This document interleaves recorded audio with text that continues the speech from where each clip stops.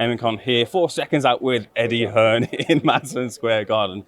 Eddie, I want to talk to you about, look, Madison Square Garden, famed arena for the likes of Berlanga, Quigley, Kaunaki, Matty, who bring in support along with them. How much is the support a hindrance as well as support in performing for the fans that they're bringing with them to the arena? I think that's the pressure, really. Like, we saw it at Regis last week. You know, we had 5 weeks to promote that show. We had 6,000 in New Orleans. It was a good atmosphere. He underperformed. Now the pressure's on Berlanga. And also, like, Kanaki, he's fighting for his career on Saturday night, quite frankly. Reshat Matty's got a very dangerous fight. So what I love about New York, and particularly the Garden, is the pockets of fans. So you've got, like, I don't know, 70% Puerto Rican in there on Saturday night for Berlanga. You got 15% Poles. You got 10% Albanians for Reshat. You know, you got 5% Irish or whatever's left. You know, so and those little pockets of support. So it's on everybody. At the end of the day, we give them the platform. You've got to produce, and if they do go out there and entertain, we expect a great night. I'll talk about when Joshua will be out. What's the deadline in terms of getting an opponent and the fight signed? Probably this weekend or early next week. You know, we're in contractual negotiations with 3 fighters at the moment. I'm not telling you who they are. We discussed this yesterday, but you know, we want him to fight August 12th. Everybody wants to make that fight. We need to get it done, and we'll see what happens over the next couple of days. You're a man of percentages. What's the chance? What's the percentage chance he fights on August 12th, or rather, wait for the end of the year? 80%, 70 to 80%. It's like, now it's going to be headline. Hearn says 70%. You know, I don't know. We're all working towards making that happen. Interesting fighter on the undercard, that being Kaunaki. You said, look, it's make or break for him. He's a Polish-American. Could he be in the running for that fight? He's not one of those 3. Okay. He is someone I thought about. But, I don't know, if he chins Cusimano in a great fight and looks good, probably not. Who knows? He's always stated, look, if you put enough money in front of him, he'll take the fight. Either way, he's looking to be on the undercard nonetheless. Is Chisora one of the names too? And to be on the undercard either? No. I think Chisora will fight in December in Saudi, but we're not looking at him for AJ.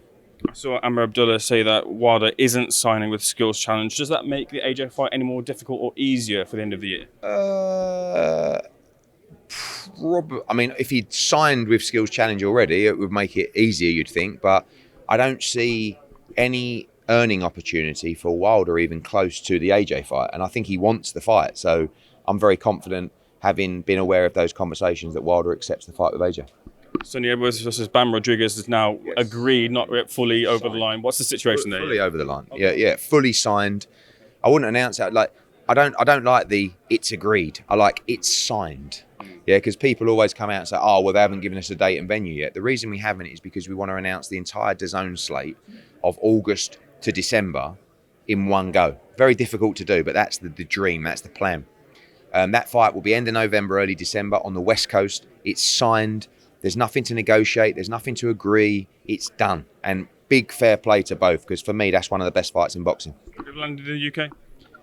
I think that it's a bigger fight in America, in all honesty. And Sonny didn't mind. He was ready to go and make a name for himself in the States. So that's where it lands. Is it easy to get over the line considering Bam Rodriguez's interests were elsewhere other than Sonny, not the top of his priority? Do you know what? Sonny actually was the guy that he wanted. I think he feels that Sonny's the best in the division. And he wants to prove he's the best in the division. So, you know, you've got obviously Julio Cesar Martinez has the mandatory coming up against Arroyo that he has to fight. So I was so desperate to make the unification, and thankfully everybody else was as well.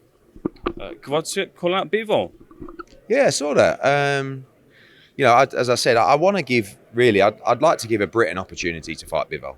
Obviously, Callum Smith's fighting Beterbiev, Craig Richards has boxed him, so we have to look elsewhere, and that comes in the way of Anthony Yard, which has its hurdles, and Dan Aziz, who I think is a great fun fighter that would give us a great fight. So Frank Smith has been negotiating with Dan Aziz the last sort of 48 hours, and if he wants a straight shot at the world title, we're willing to open those conversations and try and make it happen.